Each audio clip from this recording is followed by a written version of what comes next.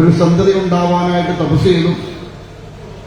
അതിനോടനുബന്ധിച്ചാണ് ബാക്കിയൊക്കെ നമ്മൾ മധുകൈടവ യുദ്ധവും ഭഗവാന്റെ ആ ഹൈഗ്രീവ അവതാരമൊക്കെ പറഞ്ഞത്. അപ്പോ ഭഗവാൻ ശിവൻ വ്യാസനെ അനുഗ്രഹിച്ചു എന്നാണ് ഒരു പുത്രനുണ്ടാവുക. ശിവൻ ജ്ഞാനത്തിന്റെ സ്വരൂപമായതുകൊണ്ട് തന്നെ അദ്ദേഹത്തിന്റെ അനുഗ്രഹത്തിൽ കൂടി കിട്ടിയതും ജ്ഞാനത്തിന്റെ ഒരു ഭാവമായിട്ട് മാറി.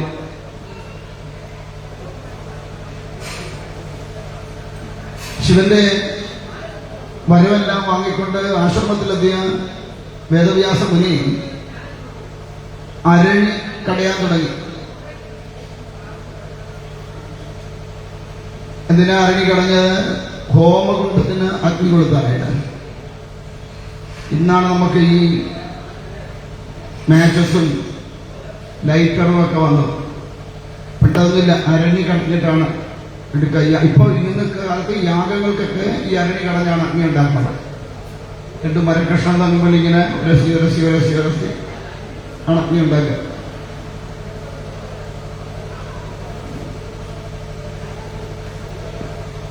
അപ്പോ അങ്ങനെ അരണി കടയുന്ന അവസരത്തില് ആരാണ് ഇങ്ങനെ ആലോചിച്ചു, ഒരു പുത്രൻ ഉണ്ടാവാൻ എന്താണ് ചെയ്യേണ്ടത്, വിവാഹമൊക്കെ കഴിക്കണ്ടേ എന്നിങ്ങനെ ആലോചിച്ചു. വിവാഹത്തെക്കുറിച്ചൊക്കെ ചിന്തിച്ചുകൊണ്ടിരിക്കുമ്പോഴാണ് അതുവഴി ഒരു അപ്സരസ് കടന്നു പോകുന്നു. ഘൃതാചി എന്ന് പറയുന്ന ഒരു അപ്സരസ് അതുവഴി കടന്നുപോയി. കടന്നുപോയപ്പോ ഈ വ്യാസൻ ആലോചിച്ചു, ഇവളെ വിവാഹം കഴിച്ചാലോ എന്ന് ചിന്തിച്ചു. പക്ഷെ പെട്ടെന്നാണ് ആലോചിച്ചത്, ഈ വിവാഹം കഴിച്ചു കഴിഞ്ഞാൽ പിന്നെ വലിയ ബുദ്ധിമുട്ടാണ് അല്ലേ? കല്യാണം കഴിച്ചവരോട് കെട്ടിയവന്മാരോട് ചോദിക്കണം, കല്യാണം കഴിച്ചാൽ അവിടെ പാടെന്താണല്ലേ? ശരിയല്ലേ? അപ്പൊ അതുകൊണ്ട് വിവാഹം കഴിച്ചാൽ വളരെ ബുദ്ധിമുട്ടാണ്. എന്താ കാരണം ബുദ്ധിമുട്ടുണ്ടാവാനുള്ള കാരണം, സാധാരണക്കാരനായ മനുഷ്യന് ഈ ഗാർഹസ്ഥ്യ ധർമ്മത്തിൽ നിന്ന് രക്ഷപ്പെടില്ല. മനുഷ്യജന്മം കിട്ടിയിരിക്കുന്നത് മോക്ഷത്തിലെത്താനാണ്. പക്ഷേ പ്രാകൃതന്മാരായിട്ടുള്ള നമ്മളെ പോലുള്ളവര് ഗൃഹസ്ഥാശ്രമത്തിന് മുകളിലേക്ക് കയറുന്നില്ല. ഒരു മനുഷ്യജന്മത്തിൽ 4 ആശ്രമം ഉണ്ടെന്ന. ഏതൊക്കെയാണ് കാരണം? ഏതാ 4 ആശ്രമം? ശ്രീരാമകൃഷ്ണാശ്രമം, അമൃതാനന്ദമയ്യാശ്രമം ആമാ അല്ല, പിന്നെ ബ്രഹ്മചര്യം, ഗാർഹസ്ഥ്യം, വാനപ്രസ്ഥം, സംന്യാസം, ഇങ്ങനെ 4 ആശ്രമങ്ങളുണ്ട്. അതിൽ അവസാനത്തെ ആശ്രമമാണ് സംന്യാസം. അത് ഗൃഹസ്ഥാശ്രമം കഴിഞ്ഞിട്ട് വാനപ്രസ്ഥാശ്രമവും കഴിഞ്ഞിട്ട് വേണം അത് സ്വീകരിക്കാൻ. എന്താ കാരണം എന്ന് ചോദിച്ചാൽ, സംന്യാസം സ്വീകരിച്ചു കഴിഞ്ഞാൽ പിന്നെ അതിൽ നിന്ന് പോരുക സാധ്യമല്ല. അങ്ങനെ പോന്നാൽ വലിയ ബുദ്ധിമുട്ടുണ്ടാവും. എന്താ കാരണം? ഈ ബ്രഹ്മചര്യ ആശ്രമത്തിൽ കൂടി ഈശ്വര ആരാധന നടത്തി ഗാർഹസ്ഥ്യത്തിൽ കിടന്ന ഗാർഹസ്ഥ്യത്തിൽ കൂടി തന്റെ ധർമ്മങ്ങളെല്ലാം അനുഷ്ഠിച്ചു കഴിഞ്ഞാൽ ഈ കാണുന്ന പ്രാപഞ്ചികമായ സുഖങ്ങൾ ഇത്രയേ ഉള്ളൂ എന്ന് മനസ്സിലാക്കിക്കൊണ്ട് വാനപ്രസ്ഥനായിട്ട് പോവാം. വാനപ്രസ്ഥനായിട്ട് പോകുമ്പോൾ എന്തിനാ? ഇന്ദ്രിയങ്ങൾ മുഴുവൻ നിഗ്രഹിച്ചോ, ഉൾവലിഞ്ഞോ എന്നറിയാൻ വേണ്ടിയിട്ടാണ്. ആ ഇന്ദ്രിയങ്ങൾ പരിപൂർണമായി ഉൾവലിഞ്ഞു എന്ന് ബോധ്യം വന്നാൽ അവൻ എന്ത് സ്വീകരിക്കാം? സംന്യാസം സ്വീകരിക്കാം. അല്ലെങ്കിൽ സംന്യാസം സ്വീകരിക്കാൻ പാടില്ല. തനിക്ക് ഈ പ്രാപഞ്ചികമായ വിഷയങ്ങളിൽ നിന്നും വിരക്തി വന്നിട്ടില്ല എന്ന് തോന്നിയാൽ തിരികെ എവിടെ എത്തിക്കണം? ഗാർഹസ്ഥ്യ ആശ്രമത്തിലെത്തിക്കണം. ഈ അല്ലാതെ സ്വീകരിക്കുമ്പോഴാണ് ഇട്ടോട് നടക്കാമോ അതും വയ്യ, ഊരിക്കളയാമോ അതും വയ്യ എന്ന അവസ്ഥ വരുന്നതും പിടിച്ചു തെങ്ങയിലൊക്കെ കെട്ടുന്നതും. കണ്ടിട്ടില്ലേ ചില സ്വാമിമാരൊക്കെ തെങ്ങയിലൊക്കെ പിടിച്ചു കെട്ടിയിട്ട് നമുക്കറിയില്ലേ? ഉണ്ട്. കാരണം വിട്ടോണ്ട് നടക്കാൻ വയ്യ. കാരണം ഒന്നും ആവാത്ത അവസ്ഥയില്ല. കുറെ അറിവ് നേടി വെച്ചു എന്നുള്ളതല്ലാതെ ആ സന്യാസത്തിൻ്റെതായിരിക്കുന്ന സങ്കല്പമോ അതിന് തക്കതായ മനസ്സോ പാകപ്പെടാത്തതുകൊണ്ടാണ് ഈ കുഴപ്പമുണ്ടാവുന്നത്. അപ്പൊ അതുകൊണ്ട് തന്നെ ആ 4 ആശ്രമങ്ങളിൽ കൂടി കടന്നു പോകേണ്ടതാണ്. പക്ഷേ നമ്മളൊക്കെ എന്ത് പറ്റുന്നു? ഈ ഗൃഹസ്ഥാശ്രമത്തിൽ പെട്ടുപോകണം. എങ്ങനെയാണോ ഒരു പന്നി ചളിക്കുള്ളിൽ വീണു പോണത്, അല്ലെങ്കിൽ ചളിക്കുള്ളിൽ കിടന്നു കഴിഞ്ഞാൽ അതിൽ നിന്ന് രക്ഷപ്പെടാൻ ഇഷ്ടമില്ലാത്തത്, അതേപോലെയാണ് നമ്മളെന്നാ. നമ്മളൊക്കെ എന്താ കുഴപ്പം? കല്യാണം കഴിക്കണത് വരെ അല്ലെ, കല്യാണം കഴിച്ചപ്പോ ആരോടായിരുന്നു താല്പര്യം?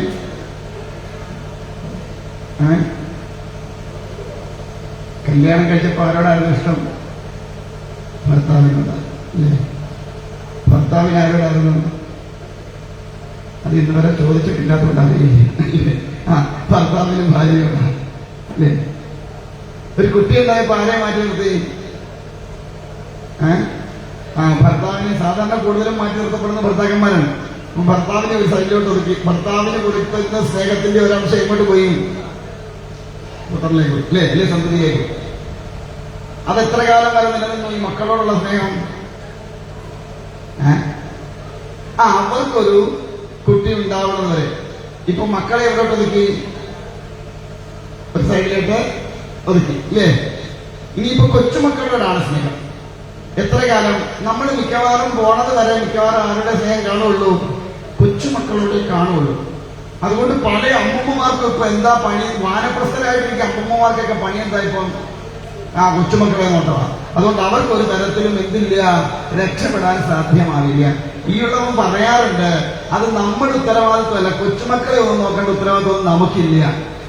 മക്കളെ വളർത്തുക, അവരെ പരിപാലിച്ച് നിർത്തുക, അവർക്ക് വേണ്ടതായ ഒരടിത്തറ ഉണ്ടാക്കി കൊടുക്കുക. അത് കഴിഞ്ഞാൽ നമ്മുടെ ഉത്തരവാദിത്വം കഴിഞ്ഞു.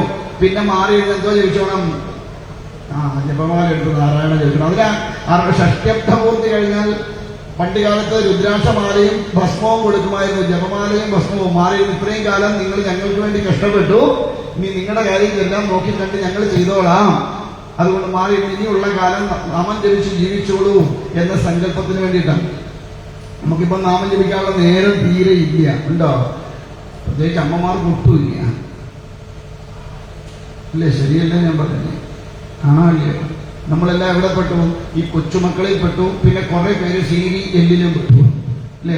6 മണിയാകുമ്പോൾ തുടങ്ങുന്നത് 11 മണി വരെ ആ എല്ലിനകത്ത് അവിടെ ഊരിപ്പോരാൻ പറ്റാത്ത അവസ്ഥയാണ് അല്ലേ? ഇതൊക്കെ കണ്ട് കണ്ട് കണ്ട് കേട്ട് കേട്ട് കേട്ട് നമ്മുടെ മനസ്സ് നിരന്തരമായിട്ടിങ്ങനെ ദുഷിച്ചുകൊണ്ടിരിക്കുക. അതുകൊണ്ട് ഈയുള്ളവൻ പറയാറുണ്ട്, എന്ത് വേണം? ജോലിക്കാരൊക്കെ ആണെങ്കിൽ റിട്ടയർ ആയി കഴിയുമ്പോൾ അപ്പോഴത്തേക്ക് മക്കളൊക്കെ ഒരു നിലയിലെത്തും. റിട്ടയർമെന്റിന്റെ പൈസയൊക്കെ വാങ്ങിക്കൊണ്ട് ഇത്രയും കാലം ആർക്ക് വേണ്ടി ജീവിച്ചേ? മക്കൾക്ക് വേണ്ടി ജീവിച്ചതോ? ഇനിയുള്ള കാലം നമുക്ക് വേണ്ടി ജീവിക്കാം. ഉള്ള പൈസ എടുക്കുമ്പോൾ ഒറ്റ പോക്ക് വെക്കണം. ഇങ്ങോട്ട് വടക്കോട്ടങ്ങ് വെക്കണം. നമ്മളൊക്കെ പോകേണ്ടത് എങ്ങോട്ടാ? വടക്കോട്ടാ. നമ്മൾ പോന്നേ എങ്ങോട്ടാ? നമ്മൾ പോകേണ്ടത് വടക്കോട്ടാ, പൊക്കോണ്ടിരിക്കുന്നത് എങ്ങോട്ടാ? ഇപ്പൊ തെക്കോട്ടാ. അതുകൊണ്ടാണ് വീണ്ടും കറങ്ങി ഇവിടെ വരേണ്ടി വരണത്. അതുകൊണ്ട് വടക്കോട്ട് പൊക്കണം. പോയാൽ ആ വഴിക്ക് പൊക്കണം, പിന്നെ തിരിച്ചു വരരുത്, അവിടെ തീരണം. മനസ്സിലായോ? അതുകൊണ്ട് യജ്ഞം കഴിഞ്ഞാൽ 60 കഴിഞ്ഞവരൊക്കെ എങ്ങോട്ട് പോകണം? വടക്കോട്ട് വെക്കണം. അത് പോവാത്തതുകൊണ്ട് ആ മരുന്ന് മക്കളെ കിടന്നിട്ട് കുത്തുന്ന ഇപ്പം ഇല്ലേ? അവരുടെ കുത്തുകൊള്ളാതിരിക്കണേ പൊക്കോണം. കാരണം നമ്മുടെ ഉത്തരവാദിത്വം കഴിഞ്ഞു. മക്കളെ നിലയിൽ എത്തിച്ചു കഴിഞ്ഞാൽ നമ്മുടെ ഉത്തരവാദിത്വം കഴിഞ്ഞു. പിന്നെ നമുക്കുള്ള ജീവിതം ഒന്ന് ആലോചിച്ച് നോക്കൂ. കല്യാണം കഴിക്കണത് വരെ ആൺകുട്ടികളായാലും പെൺകുട്ടികളായാലും ആരുടെ ഇഷ്ടത്തിനനുസരിച്ച് ജീവിച്ചു? അച്ഛന്റെ അമ്മയുടെ ഇഷ്ടത്തിനനുസരിച്ചു. കല്യാണം കഴിച്ചപ്പോഴോ ഭാര്യയുടെ അല്ലെങ്കിൽ ഭർത്താവിന്റെ ഇഷ്ടത്തിനനുസരിച്ച് ജീവിച്ചു. മക്കളായപ്പോഴോ മക്കളുടെ ഇഷ്ടത്തിനനുസരിച്ചു. നമ്മുടെ ഇഷ്ടത്തിനനുസരിച്ച് ഇന്ന് വരെ നമ്മൾ ജീവിച്ചിട്ടുണ്ടോ? ഉണ്ടോ? പിന്നെ എന്തോ ജീവിതം? നമ്മുടെ ഇഷ്ടത്തിനനുസരിച്ച് നമ്മുടെ ആഗ്രഹങ്ങളെ പൂർത്തീകരിക്കാതെ ഉള്ള ജീവിതം എന്തോ ജീവിതമാണ്? അങ്ങനെ ഈ ഭൂമിയിൽ ജീവിച്ചിട്ട് എന്ത് കാര്യമുള്ളത് ചിന്തിച്ചിട്ടുണ്ടോ? നമ്മുടെ ജീവിതത്തിൽ എന്തെങ്കിലും ഒരു സന്തോഷം നമ്മൾ നേടിയെടുത്തിട്ടുണ്ടോ? എന്തെങ്കിലും ഒരു ആഗ്രഹം നമ്മൾ നേടിയെടുത്തിട്ടുണ്ടോ? ഉണ്ടോ? അപ്പൊ അതുകൊണ്ടാണ് പറഞ്ഞ മക്കള് പ്രായപൂർത്തിയായി കഴിഞ്ഞാൽ അപ്പോഴേ അവിടെ നിന്ന് ഇറങ്ങിക്കണം. അവർക്കൊരു ഇണയെ ചേർത്ത് കൊടുത്തു കഴിഞ്ഞാൽ അപ്പോഴേ ഇറങ്ങിക്കണം. ഉള്ള കാശ് കൊടുത്തുകൊണ്ട് പൊക്കണം. ഇത്രയും കാലം ജീവിച്ചത് മറ്റുള്ളവർക്ക് വേണ്ടി ജീവിച്ച ജീവിതം ഇനി നമുക്ക് നമ്മുടെ ആഗ്രഹങ്ങളെ സാധ്യമാക്കാൻ വേണ്ടി ജീവിതം മാറ്റിവെക്കുക. അത് കഴിയുമ്പോൾ എവിടെയെങ്കിലും കാശിലോ എവിടെയെങ്കിലും പോയി സ്വസ്ഥമായിട്ടിരുന്ന് നാമം ജപിച്ചോളുക, ആയുസ് ഒടുക്കിക്കൊള്ളുക. പിന്നെ ഇങ്ങോട്ട് കാശ് നിർത്തേച്ച് വന്ന് മക്കളുടെ തൊട്ട് കിടക്കരുത്. ഇപ്പൊ കുത്തു മാത്രമേ ഉള്ളൂ, അന്നേരം ചവിട്ടൂടെ കിട്ടും. കാരണം ഈ ജീവിതം ആർക്കൊക്കെയോ വേണ്ടി ജീവിച്ച് തീർത്ത് കളയുകയാണ് നമ്മള്. നമുക്കൊന്ന് മനസ്സറിഞ്ഞ് ചിരിക്കാൻ കഴിയുന്നുണ്ടോ? ഉണ്ടോ? മനസ്സറിഞ്ഞ് ചിരിക്കാൻ കഴിയുന്നുണ്ടോ? ഇല്ല. മനസ്സറിഞ്ഞ് കരയാൻ പറ്റുന്നുണ്ടോ? അതും ഇല്ല. പിന്നെ എന്തോ ജീവിതമാണ്? ഒന്ന് മനസ്സറിഞ്ഞ് കരയാനും പറ്റില്ല, ഒന്ന് മനസ്സറിഞ്ഞ് ചിരിക്കാനും പറ്റില്ല. പിന്നെ ആ ജീവിതത്തിന് എന്താ അർത്ഥമാണ്?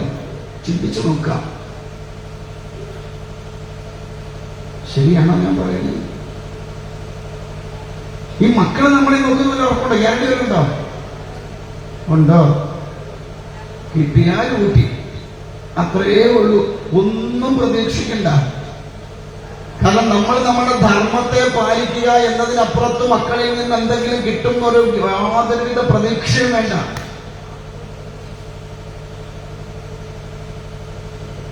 ഒരു വകയും ആരും തരുമെന്ന് പ്രതീക്ഷിക്കണ്ട. കൊണ്ട് ആയുഷ്കാലം ബാക്കിയുള്ള കാലം ഈശ്വരഭജനത്തിനായിട്ട് മാറ്റിവെച്ചുകൊണ്ട് ഇനിയിപ്പം വാനപ്രസനായിട്ട് പോകണമെന്ന് 60 കഴിഞ്ഞാൽ വാനപ്രസനാണെന്നൊരു വനത്തിൽ പോകണോ വേണ്ട, വീട്ടിൽ കുത്തിയിരുന്നാൽ മതി. പക്ഷെ എന്ത് വേണം? ഒന്നിലും ഇടപെടാതെ ഇരിക്കുക. മക്കളെ നന്നാക്കാനോ കൊച്ചുമക്കളെ നന്നാക്കാനോ അവർക്ക് ഉപദേശം കൊടുക്കാനോ ഒന്നും പോവാതിരിക്കുക. മാറിയിരുന്ന് നാമം ചോദിച്ചോളൂ. വല്ലോ കിട്ടിയാൽ കഴിച്ചോളൂ. ഇല്ലേ എന്താ മക്കളെ തരാനെന്ന് ചോദിക്കരുത്. ഞാൻ തമാശ പറഞ്ഞല്ല. ഒരക്ഷരവും ചോദിക്കരുത്. ഒരക്ഷരവും അങ്ങോട്ട് പറയും. ഇങ്ങോട്ട് വല്ലതും വന്ന് ചോദിച്ചാൽ മക്കൾ എന്താന്ന് വെച്ചാൽ ചെയ്തോണ്ടാട്ടെ എന്ന് മാത്രം പറയും. ഇങ്ങനെ വേണം എന്ന് പറയരുത്. പറഞ്ഞതിന് വേണ്ടി. അതുകൊണ്ട് 60 കഴിഞ്ഞാൽ മാറിയത് ബാക്കിയുള്ള ആയുഷ്കാലം പോകാൻ എങ്ങും പോകാനുള്ള കാശ് അല്ലെങ്കിൽ ആയുഷ്കാലം മാറിയത് നാരായണ ജപിച്ചോളുക, അല്ലെ നമശിവായ ജപിച്ചോളുക. ഭഗവാനെ ഇത്രയും കാലമൊക്കെ ഇങ്ങനെയൊക്കെ പോയി, ഇനിയുള്ള കാലം നിന്റെ നാമവും ജപിച്ചതാ. ഈ സംസാര സാഗരത്തിൽ നിന്ന് രക്ഷപ്പെടാനുള്ള അവസ്ഥ ഉണ്ടാക്കി തരണേന്ന് മാത്രം പ്രാർത്ഥിക്കണം. ശരിക്കാൻ പറഞ്ഞു അല്ല കേട്ടോ. അല്ലെങ്കിൽ ഈ ജീവിതം വ്യർത്ഥമാണ്. നമ്മളിൽ നിക്ഷിപ്തമായിരിക്കുന്ന കർമ്മങ്ങളെ അനുഷ്ഠിച്ചു കഴിഞ്ഞാൽ പിന്നെ അന്നരേ മനസ്സിനെ മാറ്റണം. ഈ പ്രപഞ്ചത്തിൽ നിന്ന് സ്വീകരിക്കുന്ന സാധനങ്ങൾക്കെല്ലാം ദുഃഖം മാത്രമേ ഉള്ളൂ എന്ന് തിരിച്ചറിവുണ്ടായി കഴിഞ്ഞാൽ പിന്നെ അതിൽ നിന്ന് മുക്തമാവാൻ എന്താണ് വഴിയെന്ന് ആലോചിച്ചോളൂ. നമ്മുടെ ജീവിതത്തിൽ നമ്മൾ സ്വീകരിച്ചിട്ടുള്ളതെല്ലാം നമുക്ക് ദുഃഖം മാത്രമേ തന്നിട്ടുള്ളൂ. അല്ലേ? ആണോ അല്ലയോ? ആണോ അല്ലയോ? ഏതാ നമുക്ക് സുഖം തന്നിട്ടുള്ളത്? നമുക്കൊന്നും സുഖം തന്നിട്ടില്ല. നമുക്ക് തോന്നുന്നതാണെങ്കിൽ സുഖമാണ് സുഖമാണ് തോന്നുക. ഈയിടവ് പറയാറുണ്ട്, നമ്മുടെയൊക്കെ സുഖം ഈ ഷുഗർ ഉള്ളവരിൽ ലഡു തിന്നുന്ന പോലുള്ള സുഖമാണ്. ഈ ഷുഗർ ഉള്ളവര് എവിടെങ്കിലും പോയാൽ ലഡു വേണ്ട നോക്കുവോ? ഇല്ല. കാരണം വീട്ടിൽ കൊടുക്കാത്തല്ലാത്തത് എവിടെങ്കിലും പോയാൽ ആരും കാണാതെ പതുക്കെ അടിച്ചു മാറ്റി കഴിക്കും. ഇല്ലേ? അങ്ങനെ എടുത്ത് അടിച്ചു മാറ്റി അങ്ങോട്ട് കഴിച്ചതും പെട്ടെന്ന് ഷുഗർ കൂടി നിലത്ത് പോയി എന്ന് വിചാരിക്കാം. ഉടനെ കുട്ടിയെടുത്ത് ഇവിടെ കൊണ്ടുപോകും, മൾട്ടി സ്പെഷ്യാലിറ്റി ഹോസ്പിറ്റലിലേക്ക് കൊണ്ടുപോകും. അവിടെ ചെന്ന ഉടനെ അവിടെ എങ്ങോട്ട് കയറ്റും? നിന്നെ ഞാൻ കണ്ടോളാന്ന് പറയാൻ പറ്റും. അല്ലേ? അയ്യോ, അവര് കറക്റ്റായി എഴുതി വെച്ചേക്കുന്നത് എന്താ? നിന്നെ ഞാൻ കണ്ടോളാണ്, അതിൻ്റെ ഉള്ളത് മുഴുവൻ ഞാൻ ഊറ്റിക്കോളാണെന്ന്. മനസ്സിലായില്ലേ? എത്ര ദ്വാരമുണ്ടോ അത്രയും ദ്വാരത്തിൽ ഓരോ കുഴലും കുത്തിക്കയറ്റി അവിടെ ഇടും. 2 ദിവസം കിടന്നു കഴിഞ്ഞപ്പോൾ 1.25 ലക്ഷം രൂപ ബില്ല് കയ്യിൽ തന്നു എന്ന് വിചാരിക്കുക.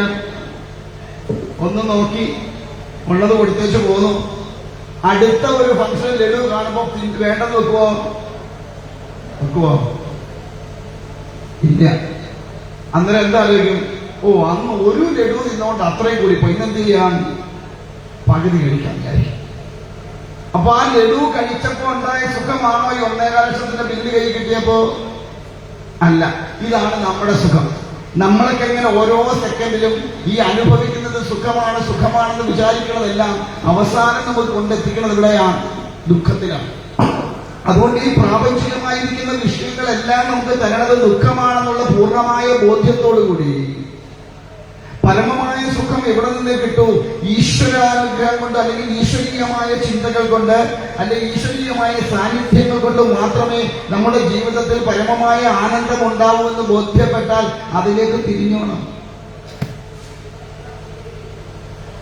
അതുകൊണ്ടാണ് വ്യാസഋഷി ചിന്തിച്ചത്, ഈ ഗാർഹസ്ഥ്യധർമ്മം അത്ര നല്ലതല്ല. ആർക്ക്? പ്രാകൃതന്മാർക്ക്.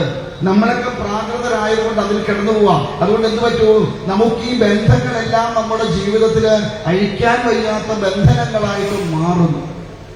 അതിൽ നിന്ന് നമുക്ക് രക്ഷപ്പെടാൻ പറ്റണില്ല. ഒന്നിൽ നിന്ന് ഒന്നിലേക്ക് ഈ ബന്ധങ്ങൾ നീണ്ടു പോയിക്കൊണ്ട് അതെല്ലാം നമുക്ക് ചുറ്റും ഒരു ബന്ധനമായിട്ട് മാറുന്നത് കൊണ്ട് നമ്മുടെ ജീവിതത്തെ വേണ്ടവണ്ണം മുൻപോട്ട് കൊണ്ടുപോകാൻ നമുക്ക് സാധിക്കില്ല. അതുകൊണ്ട് ഗാർഹസ്ഥ്യധർമ്മം അനുഷ്ഠിക്കുമ്പോ ഈ ഉള്ളവൻ പറയാറുണ്ട്, കൊട്ടത്തേങ്ങ പോലെ ജീവിച്ചോ. എന്താ ഈ കൊട്ടത്തേങ്ങയുടെ പ്രത്യേകത? എന്താണ് കൊട്ടത്തേങ്ങയുടെ പ്രത്യേകത?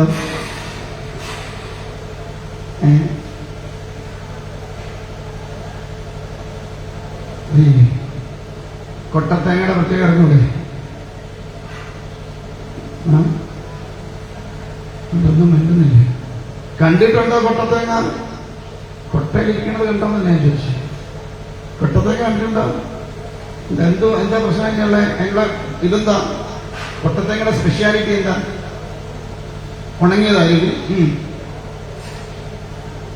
വെള്ളം ഉണ്ടാവില്ല. ഇതൊന്നുമല്ല അതിന്റെ സ്പെഷ്യാലിറ്റി.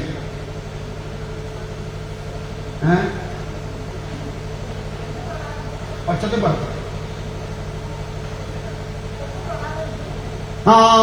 ചിരട്ടയിൽ നിന്നുള്ള ബന്ധപ്പെട്ട് ഒന്നിലും തൊടാതെ നിൽക്കും. ഈ ചിരട്ട പൊട്ടിച്ചാൽ അകത്തെ കാമ്പിന് വല്ല കുഴപ്പം പറ്റുമോ? ഒന്നും പറ്റില്ല. ഇതുപോലെ ആയിരിക്കണം നമ്മുടെ ജീവിതം എന്നും പറഞ്ഞ് ഇന്ന് വീട്ടിൽ നിന്ന് പറയരുത്. ആചാര്യൻ പറഞ്ഞായിരുന്നു കൊട്ടത്തേങ്ങ പോലെ ജീവിക്കണം. അതുകൊണ്ട് ചേട്ടന്റെ വഴിയെന്നോ അല്ലെങ്കിൽ എനിക്ക് എന്റെ വഴിയെന്ന് പറഞ്ഞ് ഭാര്യയോടും ഭർത്താവിനോടും ചെന്ന് പറഞ്ഞിരുന്നത്. അവനവനിൽ നിക്ഷിപ്തമായിരിക്കുന്ന കർമ്മങ്ങൾ അനുഷ്ഠിക്കുകയും വേണം. എന്നാൽ ഒന്നിനോടും യാതൊരു വിധമായ അറ്റാച്ച്മെന്റും ഉണ്ടാവാതിരിക്കുക. എപ്പോ ഇവിടെ നിന്ന് പോവേണ്ടി വന്നാലും അപ്പൊ പോവാൻ റെഡി ആയിരിക്കണം. ഇതിനെ രണ്ട് തരത്തിൽ ചിന്തിച്ചാല്, ഒന്ന് ഭൗതികമായ തലത്തിൽ നിന്നോട് ചിന്തിച്ചാൽ നമുക്ക് നമ്മുടെ ഗൃഹത്തിൽ നിന്ന്, ചിരട്ടയാകുന്ന ഗൃഹത്തിൽ നിന്ന് ഏത് നിമിഷം ഒന്ന് ഇറങ്ങിപ്പോവേണ്ടി വന്നാലും യാതൊരു വിധമായ മനസ്സിന് വിഷമവും ഇല്ലാതെ ഇറങ്ങിപ്പോവാൻ നമുക്ക് കഴിയണം. ഇനി അതല്ല, ഈ ചിരട്ടയാകുന്ന ഈ ശരീരത്തിൽ നിന്ന് കാമ്പാകുന്ന ജീവൻ പുറത്തേക്ക് പോകാൻ തയ്യാറാകുമ്പോ യാതൊരുവിധ ബുദ്ധിമുട്ടും കൂടാതെ ആ ജീവൻ പുറത്തോട്ട് പോകാൻ കഴിയണം. ഇത് രണ്ടും നമുക്ക് നമ്മുടെ ജീവിതത്തിൽ സാധിക്കണില്ല എന്നതാണ് പ്രശ്നം. വീട്ടിൽ നിന്ന് ഇറങ്ങി പോവേണ്ടി വന്ന അതും സങ്കടമാണ്, ജീവൻ പോകുന്ന കാര്യവും നമുക്ക് സങ്കടം. അതുകൊണ്ട് വ്യാസർഷി പറഞ്ഞു, ഈ ഗാർഹസ്ഥ്യധർമ്മം അനുഷ്ഠിക്കാൻ വലിയ പാടാണ്. എന്താ പിന്നെ നമുക്കുള്ള കുഴപ്പം? നമ്മൾ വേണ്ടവണ്ണം ബ്രഹ്മചര്യം അനുഷ്ഠിക്കാത്തത് കൊണ്ട് നമ്മുടെ ഗാർഹസ്ഥ്യധർമ്മവും അധപ്പതിച്ചാണ് പോണത്. അതുകൊണ്ടാണ് വാനപ്രസ്ഥനായിട്ട് പോകാനോ സന്യാസത്തിലേക്ക് പോകാനോ നമുക്ക് സാധിക്കാതെ വരുന്നത്. എന്തായാലും അതുകൊണ്ട് തീരുമാനിച്ചു, വിവാഹം കഴിക്കുന്നത് അത്ര നന്മയല്ല. പക്ഷേ ഘൃതാശിയോടുള്ള ഒരു എന്താ പറയാ മോഹമുള്ളിൽ നിന്നതുകൊണ്ട് വേഗം തന്നെ വ്യാസന് സ്ഖലനമുണ്ടായി. ആ സ്ഖലിച്ച വീര്യം ഈ അരണിയിൽ വീണു. ആ വീര്യത്തെ കൂടെ ചേർത്ത് അരണിയിൽ കടഞ്ഞപ്പോ ആ അഗ്നിയിൽ നിന്നുണ്ടായ പുത്രനാണ് ശ്രീശുകൻ എന്ന് പറയുന്നത്. അതുകൊണ്ട് അദ്ദേഹത്തിന് ഒരു തരത്തിലുമുള്ള മലം പറ്റിയിട്ടില്ല എന്നാണ്. മലം പറ്റാതെ ജനിച്ചവനാണ് ശ്രീശുകൻ. അതുകൊണ്ട് എന്തായിരുന്നു? ശുദ്ധനായിരുന്നു എന്ന് മാത്രമല്ല, ദിഗംബരനായിരുന്നു. യാതൊരു വിധമായ ശരീരബോധവുമില്ലാതെ ഉള്ളവനായിരുന്നു ശ്രീശുകൻ. നമ്മളൊക്കെ വന്നപ്പോ എന്തു പറ്റിയാ വന്നേ? മലം പറ്റിയാ വന്ന്.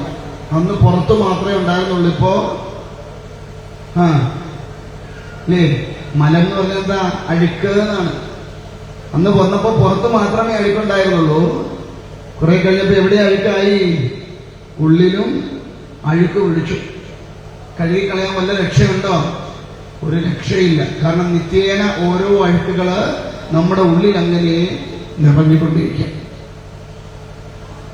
അങ്ങനെയുള്ള ശ്രീശുക ബ്രഹ്മർഷി ഭാഗവതത്തില് ഇദ്ദേഹം നൈഷ്ഠിക ബ്രഹ്മചാരിയായിട്ടാണ് പറയുന്നത്. ശ്രീശുകൻ ഇവിടെ അച്ഛന്റെ നിർദ്ദേശാനുസരണം വിവാഹം കഴിക്കുന്നുണ്ട്. പീബരി എന്ന് പറയുന്ന ഒരു സ്ത്രീയെ വിവാഹം കഴിക്കുന്നുണ്ട് ശ്രീശുകൻ. ഇദ്ദേഹം ഉണ്ടായപ്പോൾ തന്നെ ദിഗംബരനായിരുന്നു, ജഡബോധം ഉണ്ടോന്നും ഉണ്ടായിരുന്ന ആളല്ല. പക്ഷെ എങ്കിലും പിതാവ് പറഞ്ഞു, പുത്ര, ജീവിതം സ്വാർത്ഥകമാകണമെങ്കിൽ ഒരു കുടുംബജീവിതമൊക്കെ നയിക്കണം. അല്ലെങ്കിൽ എന്താ കുഴപ്പമെന്ന് ചോദിച്ചാല്, ഒന്നാന്റെ സുഖദുഃഖാദികളെ തിരിച്ചറിയാതെ ജീവിതം മുൻപോട്ട് പോയാൽ ആ ജീവിതത്തിൽ ഒരിക്കലും ഒരു തൃപ്തി ഉണ്ടാവില്ല. എന്താ കാരണം? അതിന്റെ സുഖദുഃഖാദികളെ തിരിച്ചറിയാൻ കഴിഞ്ഞില്ലെങ്കിൽ, ആ അനുഭവജ്ഞാനമില്ല എങ്കിൽ അതെന്താണെന്ന് അറിയാൻ വയ്യാതെ വരും. അതുകൊണ്ട് ഒരു വിവാഹം കഴിക്കണം. പറഞ്ഞു, ഹേ പിതാവേ, അങ്ങയെപ്പോലൊരുവൻ എന്നോട് വിവാഹം കഴിക്കുക എന്ന് പറയുന്നത് തന്നെ വിഡ്ഢിതാണ്. എന്താ കാരണം? ഞാൻ പറയണ അല്ല കേട്ടോ, എന്നെ തല്ലിക്കൊല്ലാൻ വരുന്നത്. ശ്രീശുകൻ പറയുന്നു, സ്ത്രീകളെ അങ്ങനെ വിശ്വസിക്കാൻ കൊള്ളില്ല, അവര് കള്ളികളാണെന്നാണ്. രണ്ട് തരത്തിലാണ് അവര് പുരുഷന്മാരെ വഞ്ചിക്കുന്നത്. ഒന്ന്, അവരുടെ മുൻപില് സല്ലാപമായിട്ട് നിന്നുകൊണ്ട് അവരുടെ ഹൃദയം കവർന്നെടുക്കും. രണ്ടാമത്, രതിലീലകളാക്കി കാണിച്ച് അവരുടെ വീര്യം കവർന്നെടുക്കും. രണ്ടും എടുത്തു കഴിഞ്ഞാൽ പിന്നെ പുരുഷനോട് യാതൊരു വിധമായ മമത്വവും ഇല്ലാത്തവരാണ് സ്ത്രീകളെന്ന് ഉർവശിയും പറയും ഭാഗവത്തിൽ. ശ്വാലാമുഖങ്ങളോടും സ്ത്രീകളോടും അവരെ രണ്ടു കൂട്ടരെയും ഒരിക്കലും വിശ്വസിക്കരുത്. രണ്ടുപേരും കാര്യസാധ്യത്തിന് വേണ്ടി വരുന്നവരാണ്. കാര്യം സാധിച്ചു കഴിഞ്ഞാൽ അവര് വിട്ടുപോകും. അവർക്ക് പിന്നെ ആരോടും യാതൊരു വിധമായ ബന്ധവും ഇല്ല, സ്നേഹവും ഇല്ല. അതുകൊണ്ട് രണ്ടു കൂട്ടരെയും വിശ്വസിക്കാൻ പാടില്ല. ശിവപുരാണത്തിലും പറയുന്നുണ്ട്, അവിടെ പറയുന്നുണ്ട്, ചഞ്ചുള എന്ന് പറയുന്ന സ്ത്രീയാന്ന് തോന്നുന്നു, അവരും പറയുന്നുണ്ട് സ്ത്രീകളെ വിശ്വസിക്കാൻ കൊള്ളില്ല. ഇതൊന്നും ഞാൻ പറയാനല്ല, ദൈവത്തിനോട് പറയുന്നത്. എന്താ സ്ത്രീകൾ അത്രമാത്രം ഉഴപ്പക്കാരാണെന്ന് വെച്ചാൽ അല്ല. എന്താ പ്രശ്നം? അവര് പ്രാപഞ്ചികമായിരിക്കുന്ന വിഷയങ്ങളോട് കൂടുതൽ പുരുഷന്മാരെ അപേക്ഷിച്ച് സ്ത്രീകൾക്ക് കൂടുതൽ ബന്ധങ്ങള് ഈ പ്രാപഞ്ചികമായിരിക്കുന്ന വിഷയങ്ങളോടുണ്ടാവും. അതുകൊണ്ട് എന്തു പറ്റും? അവരുടെ മനസ്സിനെ പൂർണ്ണമായിട്ടും ശുദ്ധതയിൽ നിർത്താൻ സാധ്യമാകില്ല. അവിടെയാണ് പ്രശ്നം. സ്ത്രീകൾ കൊള്ളുകലാത്തവരായിട്ടല്ല, മനസ്സൊരിക്കലും അവർക്ക് ശുദ്ധിയോടുകൂടി നിലനിർത്താൻ അവർക്ക് സാധ്യമാകില്ല. പല പല വിഷയങ്ങളും അവരുടെ മനസ്സിനെ ബാധിക്കും. അതുകൊണ്ട് പറഞ്ഞു, ഹേ പിതാവേ, അങ്ങീ വേദങ്ങളൊക്കെ ഇങ്ങനെ വിരചിച്ചിട്ടുള്ള ആള്, ഇതിനെ വ്യസിച്ചിട്ടുള്ള ആള്, ഇത്രയും പുരാണങ്ങൾ എഴുതിയിട്ടുള്ള ആള് അങ്ങിങ്ങനെ പറയണതിലാണ് കഷ്ടം. അതുകൊണ്ട് ഞാൻ വിവാഹമൊന്നും കഴിക്കാൻ ഉദ്ദേശിക്കുന്നില്ല എന്ന് പറഞ്ഞു. പറഞ്ഞു, പുത്ര, അതിനൊക്കെ അത്രമാത്രം സംശയം ഉണ്ടെങ്കിൽ എന്ത് ചെയ്യാം? നീ ജനക മഹാരാജാവിനെ പോയി കാണുക. അദ്ദേഹത്തോട് സംശയ നിവാരണം നടത്തിയതിനു ശേഷം മതി നീ ഈ വിവാഹത്തിലേക്ക് പോണത് എന്ന് പറഞ്ഞു. അങ്ങനെ ശ്രീശുക ബ്രഹ്മർഷി ജനക മഹാരാജാവിന്റെ കൊട്ടാരത്തിൽ ചെല്ലുകയാണ്. അവിടുത്തെ ഗോപുരവാതിൽ എത്തിയപ്പോൾ തന്നെ ഭടന്മാർ തടഞ്ഞിട്ട് ആരാണ്, എവിടുന്നാണ് എന്ന് ചോദ്യമായി. അപ്പോഴേ ശ്രീശുക ബ്രഹ്മർഷി പറഞ്ഞു, വന്നതേ അബദ്ധായി.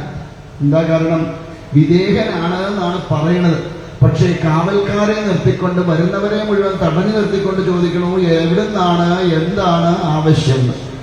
വിദേഹനായ ഒരുവനെ സംബന്ധിച്ച് അങ്ങനെ ഒരു ചോദ്യത്തിന്റെ ആവശ്യം അവിടെ ഇല്ല. വിദേഹൻ എന്ന് പറഞ്ഞാൽ ദേഹത്തെ കുറിച്ച് ചിന്തയിലായച്ചാൽ ജഡബോധമില്ലാത്തവൻ അർത്ഥം, അല്ലെ ദേഹമില്ലാത്തവൻ അർത്ഥം. ദേഹമില്ലാതെ ജീവിക്കാൻ കഴിയില്ല. അതുകൊണ്ട് തന്നെ വിദേഹൻ എന്ന് പറഞ്ഞാൽ ശരീരത്തെക്കുറിച്ച് യാതൊരു വിധമായ ചിന്തയും ഇല്ലാതെ ജീവിക്കുന്നവൻ വിദേഹനാണ്. അതുകൊണ്ട് തന്നെ ശ്രീശ്വരൻ പറഞ്ഞു, പിതാവിന്റെ വാക്ക് കേട്ട് ഇവിടം വരെ വന്നത് വെറുതെയായി. ഇവിടെ തന്നെ തടഞ്ഞു നിർത്തി ചോദിക്കണു, എന്തിനാണെന്ന്. ദേഹബോധമില്ലാത്തവനല്ലേ വിദേഹനായ ഒരുവൻ എന്താണ് ഇത്ര ഭയം? എന്തിനെയാണ് ഭയക്കുന്നത്? ദേഹത്തെക്കുറിച്ച് ചിന്തയില്ലാത്തവന് ദേഹത്തിന് എന്ത് സംഭവിച്ചാലും യാതൊന്നും സംഭവിക്കാനില്ല. പക്ഷേ ഇവിടെ തടഞ്ഞു നിർത്തി ചോദിക്കണു, ഒരു പരിചയമില്ലാത്ത ആളിനെ കണ്ടാൽ തടഞ്ഞു നിർത്തി ചോദിക്കണു, എന്തിനാണ് വന്നത്? അപ്പോ ദേഹബോധമുള്ളത് കൊണ്ടല്ലേ, അല്ലെങ്കിൽ ഭയപ്പാടുള്ളത് കൊണ്ടല്ലേ? ഇദ്ദേഹം ശ്രീശുക ബ്രഹ്മർഷിയെ കണ്ടു. വേഗം തന്നെ സ്വീകരിച്ച് ആനയിച്ചു കൊണ്ടുവന്നിരുത്തി വേണ്ടതായ ഉപചാരങ്ങളൊക്കെ ചെയ്തു. എന്നിട്ട് ചോദിച്ചു, എന്താണ് അന്ന് ഇവിടെ വരെ വരാനുണ്ടായ കാരണം? ഇത്ര ക്ലേശം സഹിച്ച് എന്തിനാണ് ഇവിടെ വന്നത്? ശ്രീശുക ബ്രഹ്മർഷി പറഞ്ഞു, ഹേ മഹാരാജൻ, എന്റെ പിതാവ് പറഞ്ഞിട്ട് വന്നതാണ്. എന്റെ പിതാവ് എന്നോട് പറഞ്ഞു വിവാഹം കഴിക്കണമെന്ന്. പക്ഷെ ഈ വിവാഹം കഴിക്കുക എന്ന് പറയുന്നതിൽ പരം ഒരു വിഡ്ഢിത്തം വേറെ ഇല്ലയാണ്.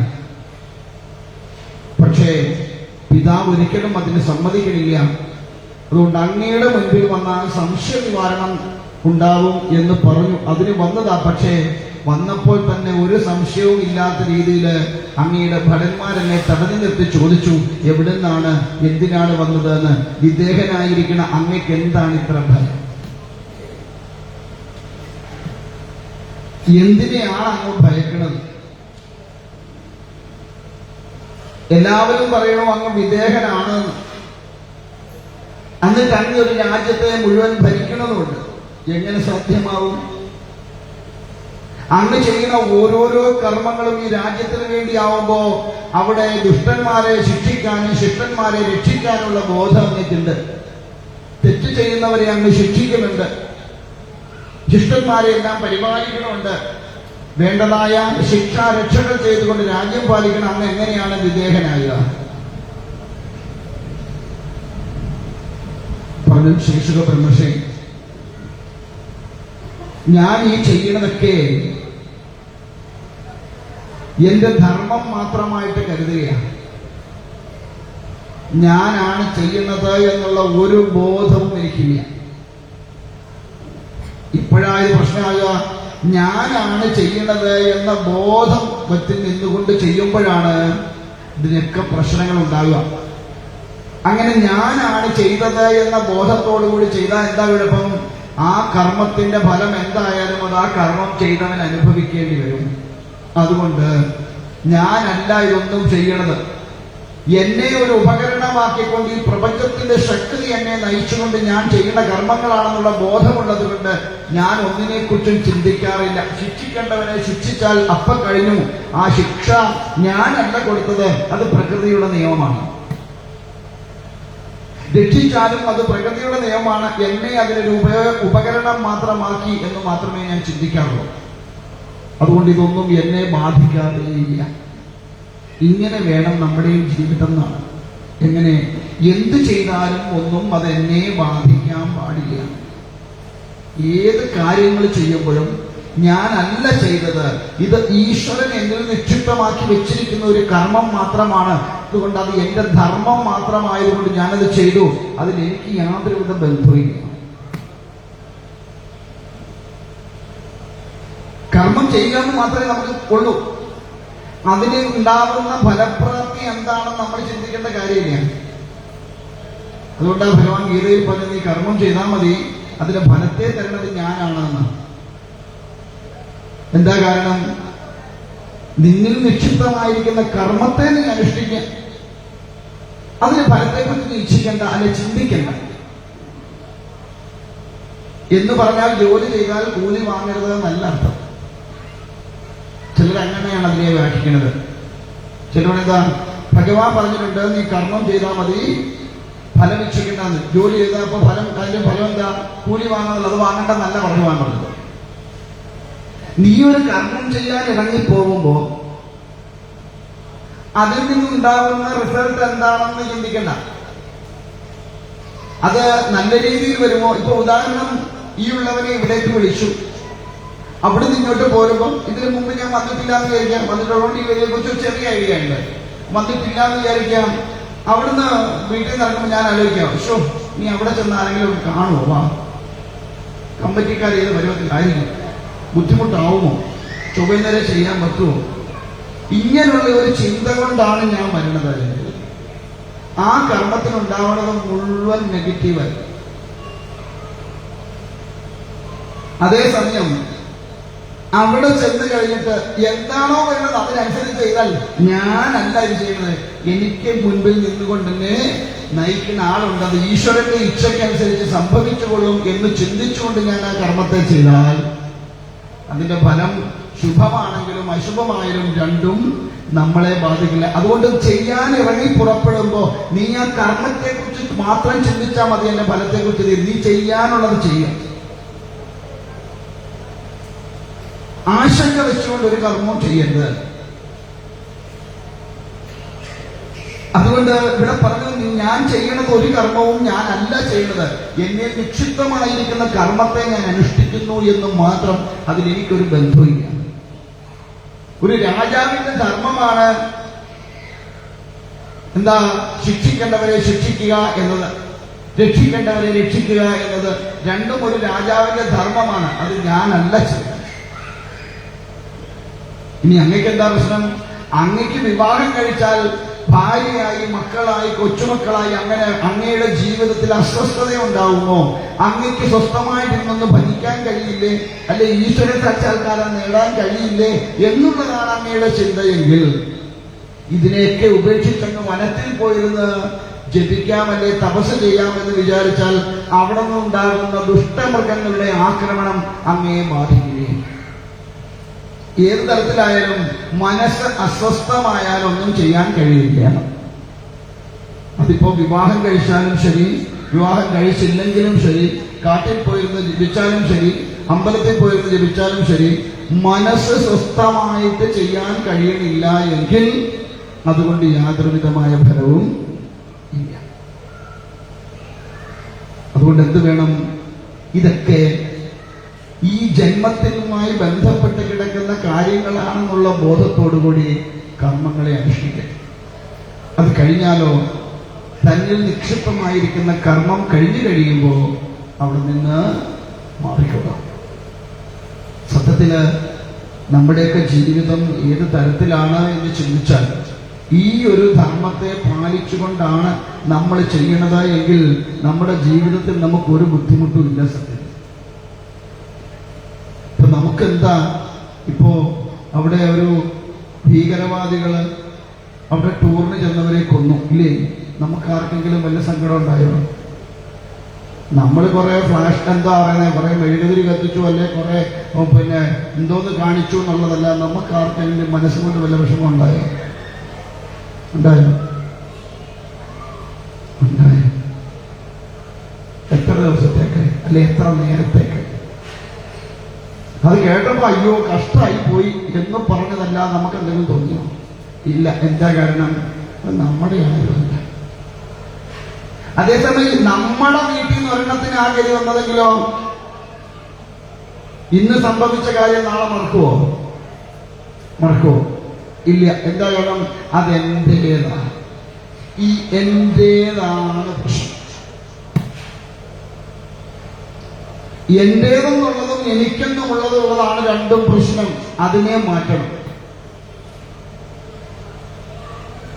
ഈ രണ്ടും എത്ര കാലത്തോളം നമ്മുടെ ജീവിതത്തിൽ നമ്മൾ കൊണ്ടു നടക്കുന്നുണ്ടോ അത്രയും കാലത്തോളം നമ്മളെ കെട്ടിവരിഞ്ഞു മുറുക്കിയിട്ടേക്കത്തേ ഉള്ളൂ.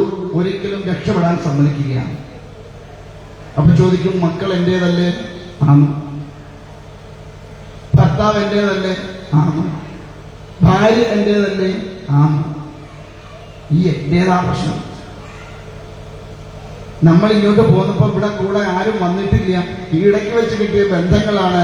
അവര് സമയമാകുമ്പോൾ ഇറങ്ങിപ്പോകുമെന്നൊരു ബോധത്തോടു കൂടി ജീവിക്കാൻ കഴിഞ്ഞാൽ ജീവിതം സുഖകരമായി. എന്റേതെന്നുള്ള മിഥ്യാധാരണയാണ് നമുക്ക് ഓരോന്ന് നഷ്ടപ്പെടുമ്പോഴും നമുക്ക് ദുഃഖത്തെ തരുന്നത്.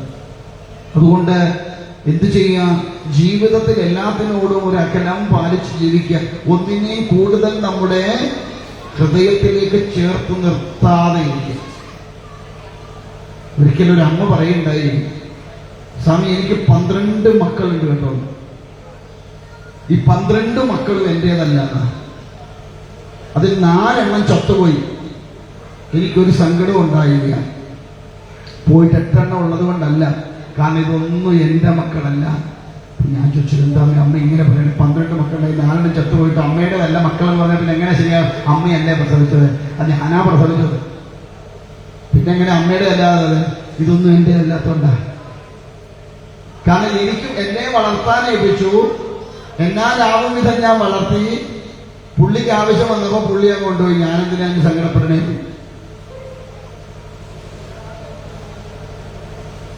ഞാൻ ആഗ്രഹിച്ചിട്ട് എനിക്ക് കിട്ടിയതല്ല. ഇനി ആഗ്രഹിച്ചാലും കിട്ടണമെന്നില്ല. പക്ഷെ കിട്ടിയപ്പോ എന്നെ വളർത്താൻ എനിക്ക് ഇത്ര കാലം നീ വളർത്തിയാ മതി എന്ന് പറഞ്ഞുകൊണ്ട് എന്നെ ഏൽപ്പിച്ചതിന് ഞാൻ വളർത്തി ആവശ്യം വന്നപ്പോ പുള്ളി കൊണ്ടുപോയി. അതിന് ഞാൻ സങ്കടപ്പെടേണ്ട കാര്യമുണ്ടോ? 4 അല്ല 12 പോയാലും ഞാൻ എന്ത് ചെയ്യില്ല, കരയില്ല. നോക്കൂ, എത്ര ശ്രേഷ്ഠമായ ചിന്തയാണ് അതെന്ന്. ആ തരത്തിലേക്ക് മനസ്സിനെ കൊണ്ടുവരാൻ നമുക്ക് കഴിഞ്ഞാൽ നമ്മുടെ ജീവിതത്തിൽ നമുക്ക് യാതൊരുവിധമായ ദുഃഖം ഉണ്ടാവില്ല. എന്താ നമ്മൾ നമ്മുടെ മക്കളെ വഴക്ക് പറയണത് പഠിക്കണതും അത് എന്റേതാണ്, ഒരിക്കലും വഴിപിഴച്ചു പോകരുതെന്ന് ആഗ്രഹമുള്ളത് കൊണ്ടാണ്. അല്ലെ അതിനോട് എന്റേതായ എന്നൊരു ബോധമുള്ളിൽ ഉറപ്പിച്ചു വെച്ചിരിക്കുന്നത് കൊണ്ടാണ്. ഈശ്വരൻ തന്നിരിക്കുന്നത് ഈശ്വരൻ വിചാരിക്കണ പോലെ വരൂ എന്ന് ചിന്തിക്കാൻ ശ്രമിച്ചാൽ ദുഃഖങ്ങളില്ലാതെയാവും. അങ്ങനെ ശ്രീശുദ്ധ ബ്രഹ്മർഷി ജനക മഹാരാജാവിന്റെ വാക്കുകളെയൊക്കെ കേട്ടു. തിരികെ വന്നു, ബോധ്യപ്പെട്ടു. എന്താ കാരണം? ഈ വിവാഹം കഴിക്കാതെ അതിൽ നിന്ന് ഒഴുകി പോയാലും ശരി, നാളെ മനസ്സിനെ നിയന്ത്രിക്കാൻ കഴിഞ്ഞില്ല എങ്കിൽ ഈ ജീവിതം വ്യർത്ഥമായി പോകും. അതുകൊണ്ട് മനസ്സിനെ എല്ലാ തരത്തിലും നിയന്ത്രിക്കാൻ കഴിയുമ്പോൾ മാത്രമാണ് ഈ മോക്ഷം എന്ന് പറയുന്ന തലത്തിലേക്ക് എത്താൻ പറ്റുള്ളൂ. അല്ലെങ്കിൽ ഈ പ്രാപഞ്ചികമായിരിക്കുന്ന വിഷയങ്ങളിൽ നിന്നെല്ലാം ഇന്ദ്രിയങ്ങളെ പിൻവലിച്ചുകൊണ്ട് മനസ്സടങ്ങുമ്പോൾ മാത്രമേ മോക്ഷമുണ്ടാവുകയുള്ളൂ. അതുകൊണ്ട് വിവാഹം കഴിച്ചതുകൊണ്ട് പ്രത്യേകിച്ച് ദോഷമൊന്നും വരാൻ ഇല്ല എന്ന് ബോധിച്ചു. എന്റേത് എന്ന ഭാവമില്ലാതെ ജീവിക്കാൻ കഴിഞ്ഞാൽ അതാണ് ശ്രേഷ്ഠം എന്ന് ബോധിച്ചുകൊണ്ട് എന്ത് ചെയ്തു? അദ്ദേഹം വന്ന് ഭീപരി എന്ന് പറയുന്ന ഒരു സ്ത്രീയെ വിവാഹം കഴിച്ചു. അതിലൊക്കെ സന്തതികളുണ്ടായി. ആ സന്തതികളെയൊക്കെ വളർത്തിക്കഴിഞ്ഞപ്പോ അവസാനം അദ്ദേഹം പോയി തന്റെ ധർമ്മങ്ങളെ മുഴുവൻ പൂർത്തീകരിച്ചു കഴിഞ്ഞപ്പോ തപസ് ചെയ്ത് മോക്ഷപ്രാപ്തിയിൽ അല്ലെങ്കിൽ ഈശ്വരങ്ങളിലേക്ക് എത്തിച്ചേർന്നു എന്നാണ് കഥ. എന്താ നമുക്ക് എന്താ മനസ്സിലാക്കാനുള്ളത്? നമ്മുടെ ജീവിതത്തിലും നാം ഇതിനെ ഒരു ഇതായിട്ടെടുക്കണം. ഇതിനെ എല്ലാത്തിനോടുമുള്ള മമത്വം, അറ്റാച്ച്മെന്റ് കുറേശ്ശെയായിട്ട് കുറച്ചു കൊണ്ടുവരിക. ഓരോന്നിനോടുമുള്ള അറ്റാച്ച്മെന്റ് കുറച്ചു കൊണ്ടുവരിക. അല്ലേ എന്നും ജീവിതത്തിൽ ദുഃഖം മാത്രമേ ഉണ്ടാവുള്ളൂ എന്ത് സംഭവിച്ചാലും. അതുകൊണ്ട് ആ അറ്റാച്ച്മെന്റ് ഇല്ലാതെയാക്കുക. അങ്ങനെ കാലക്രമേണ അതിനോടുണ്ടാകുന്ന അടുപ്പം ഇല്ലാതെയാക്കിയാൽ നമുക്ക് പിന്നെ ഒന്നിനെക്കുറിച്ചും ചിന്തിക്കേണ്ടവരായ ഒരു ആവശ്യകത നമ്മുടെ ജീവിതത്തിൽ നമുക്കുണ്ടാവില്ല. അതിനെ ഓർത്ത് നമുക്ക് ദുഃഖവും ഉണ്ടാവില്ല. നമുക്കിങ്ങനെ ചിന്തിക്കാൻ കഴിയുമോ? കഴിയോ? പറ്റുമോ? പറ്റണം. പറ്റുമെങ്കിൽ യജ്ഞം കഴിയുമ്പോൾ എങ്ങോട്ട് പൊക്കൊള്ളുക? കാശി പോകുക. ചെന്തി കഴിക്കാറുണ്ട്. സ്വാമി എവിടെ പോകും? സ്വാമി എവിടെ പോകാൻ ഇടയില്ലാത്തേ? പോവാൻ തയ്യാറാണോ? പോകാൻ ഇഷ്ടം പോലെ സ്ഥലമാണ്. എങ്ങനെ വിശ്വസിച്ച് പോകും സ്വാമി? ഇന്നത്തെ കാലത്ത് ആരെയാ വിശ്വസിക്കണ്ടേ? ആരെയാ വിശ്വസിക്കണ്ടേ? പോകാൻ തയ്യാറായാൽ നമുക്ക് ഈ ശരീരത്തെ കുറിച്ചൊരിതില്ല എങ്കിൽ, ഈശ്വരപ്രാപ്തിയാണ് ലക്ഷ്യമെങ്കിൽ ഈ ശരീരം എവിടെ വീണാലെന്ത്? ഒരു നേരത്തെ അന്നം കഴിക്കണ്ടേ സ്വാമി? ഭിക്ഷാന്തേഹിയായിട്ട് പോവുക. പോണ വഴിക്ക് ഭിക്ഷ എടുക്കുക. ശരീരബോധമില്ലാത്തവൻ എന്ത് നാണോ മാനോ ചെന്ന് ചോദിക്കുക ഭിക്ഷാന്തേഹി. ഒരു നേരത്തെ അന്നം വാങ്ങിക്കഴിച്ച് നടക്കുക. എവിടെ വീഴുന്നോ അവിടെ വീഴട്ടെ എന്ന് വിചാരിക്കുക. ഇപ്പൊ കൊട്ടാരത്തിൽ താമസിച്ചാലും നടന്ന് അങ്ങോട്ട് പോണ വഴിക്കാണ് ഉരുണ്ട വീഴുന്നെങ്കിൽ വഴി കിടന്നല്ലേ ചാവൂ? അല്ലേ? ആണോ അല്ലയോ? എനിക്ക് വലിയ കൊട്ടാരമുണ്ട്, ഞാൻ 3 നില ഉണ്ടാക്കി വലിയ കൊട്ടാരത്തിലാണ് ഞാൻ ജീവിക്കുന്നത്. അതുകൊണ്ട് ഞാൻ വഴിയിലൊന്നും കിടന്ന് ചാവില്ല. എനിക്ക് വലിയ ഈ കാറും ഒക്കെ ഉണ്ട്, അതിനാണ് ഞാൻ എപ്പോഴും യാത്ര ചെയ്യുന്നത്. അയൽവക്കത്ത് പോകുമ്പോ പിന്നെ കാറേ പോവോ? 2 വീടിന് അപ്പുറേ പോകുമ്പോഴത്തെ കാറേ പോവോ? നടന്നേ പോവോ? ആ ഗേറ്റിക്കൊന്ന് പുറത്തോട്ട് ഇറങ്ങുമ്പോഴാമോ എന്തോ ചെയ്യാൻ പറ്റും? അപ്പൊ വഴി കിടന്ന് ചാവാനാ യോഗമെങ്കിൽ എന്നാ ബോഡി ഉണ്ടായാലും എന്നാ കാറുണ്ടായാലും എന്നാ ബംഗ്ലാ ഉണ്ടായാലും എവിടെ കിടന്ന് ചാവൂ? വഴി കിടന്നേ ചാവും. അപ്പൊ പിന്നെ എവിടെ വീണാൽ എന്താ പ്രശ്നം? ഇതെന്തായാലും നിലനിൽക്കില്ല. ഈ ലോകമുള്ളിടത്തോളം കാലം നിലനിൽക്കുമോ? ഈ ശരീരം നിലനിൽക്കുമോ ലോകമുള്ളിടത്തോളം കാലം? ഇല്ല. നമ്മളൊക്കെ പിന്നെ നിലനിർത്താൻ ഒരുപാട് ശ്രമിക്കാറുണ്ട്, ഇല്ലേ? ഇല്ലേ? എന്തെല്ലാം ഉപാധികളാ കണ്ടെത്തണേ. യമലോകത്ത് വരുന്ന 4 മെമ്മോയെ റിജക്ട് ചെയ്തിട്ട് നമ്മൾ ജീവിക്കണേ. ആദ്യത്തെ മെമ്മോയായത്. കറുത്തതൊക്കെ എന്ത് ചെയ്യും? വെളുക്കാൻ തുടങ്ങും. നമ്മളാ മെമ്മോ ഒപ്പിട്ട് വാങ്ങൂല. ഉടനെ നമ്മൾ അതിനുള്ള എന്ത് ചെയ്യും? ഉപാധി കണ്ടെത്തി എല്ലാം കൂടെ തലയ്ക്ക് അടിച്ച് എവിടെ വെക്കും? എന്താ അതിന്റെ പേര്? ഡൈ. അർത്ഥം എന്താ?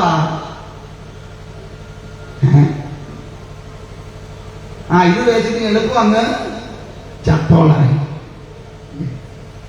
രണ്ടാമത്തെ മെമ്മോയാണിത്.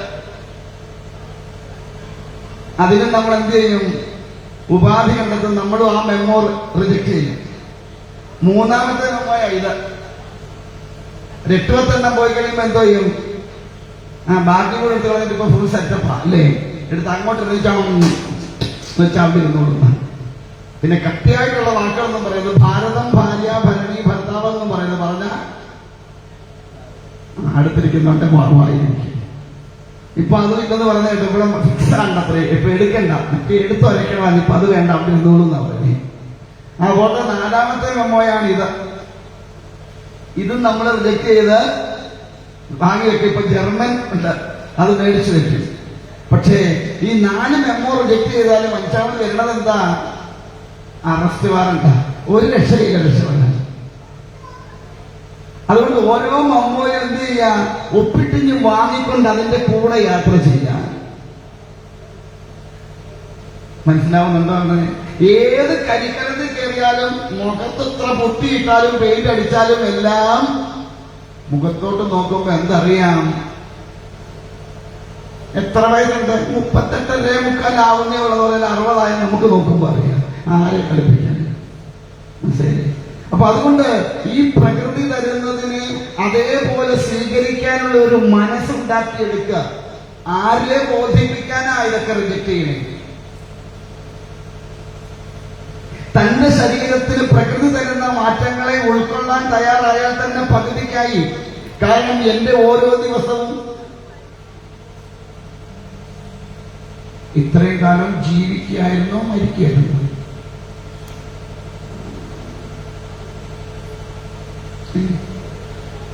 ഇത്രയും കാലം ജീവിക്കുകയായിരുന്നോ മരിക്കുകയായിരുന്നോ? അതൊന്നും പറ്റുന്നില്ല. നിങ്ങൾ ജീവിക്കായിരുന്നോ മരിക്കായിരുന്നോ?